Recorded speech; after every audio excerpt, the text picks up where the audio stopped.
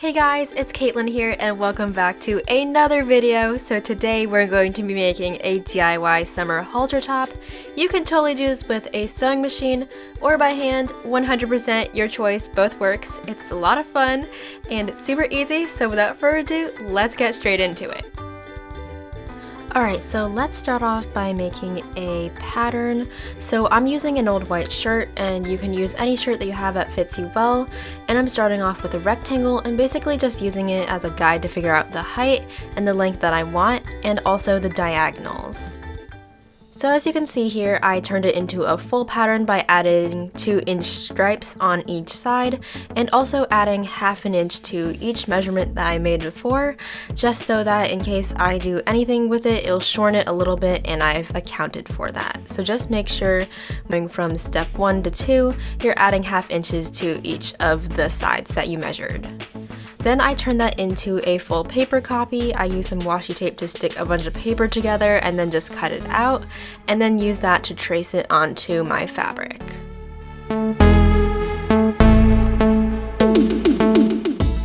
Then I cut it out. Make sure you cut 2 different pieces, that part is very important.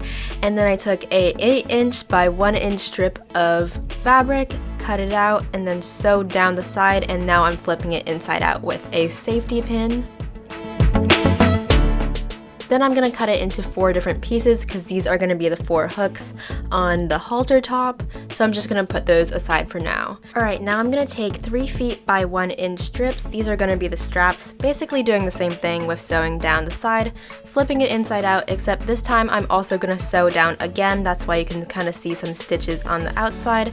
It just makes the strap a little neater and lay flatter, and I also made sure to hem each of the ends.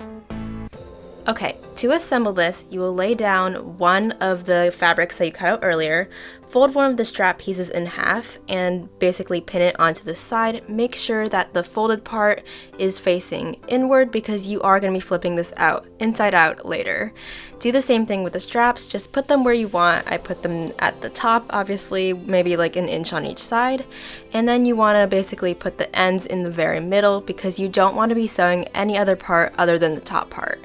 And then you can lay the other sheet on top and then pin it all together, and it's basically just sew the perimeter, although you do want to keep maybe like a 1 foot margin at the bottom because you are going to be flipping this inside out. So just sew every other part except for the bottom.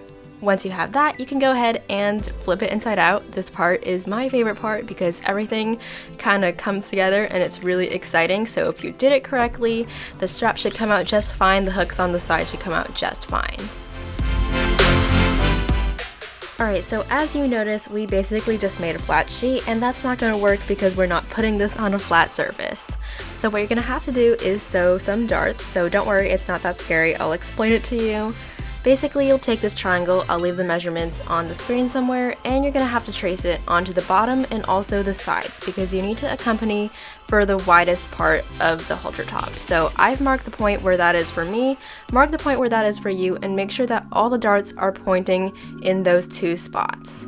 So I traced the triangle onto the halter top, and now you have to basically fold it in half and then just sew along there. That will kind of pinch the fabric together and allow for more room in places that need more room.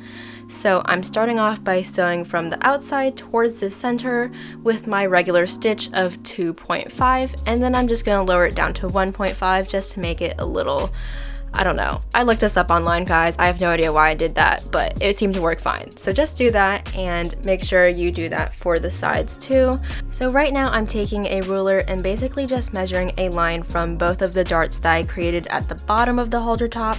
I am doing this basically just to make sure that the darts I make on the side point towards the same place that the 2 darts are pointing towards at the bottom. So for each of the 2 darts on each of the sides, you want them to be pointing to the same point. Hopefully that makes sense. Use your machine and sew it down the same way you did before, and you're officially done with the darts. So now you've probably noticed at this point that I have not closed up the bottom, so that's very important, so let's go ahead and do that. Basically, you're just gonna sew all the way around the entire halter top again, I know, with another stitch. Also, you want to make sure the darts are pointing downwards. The bottom 2 don't really matter, you can point them in any direction you want, but the ones at the sides, just make sure they're pointing towards the bottom. Once you got that, you're good to go and you have a beautiful halter top and it's super cute. Highly, highly recommend. So this is your sign to do it now.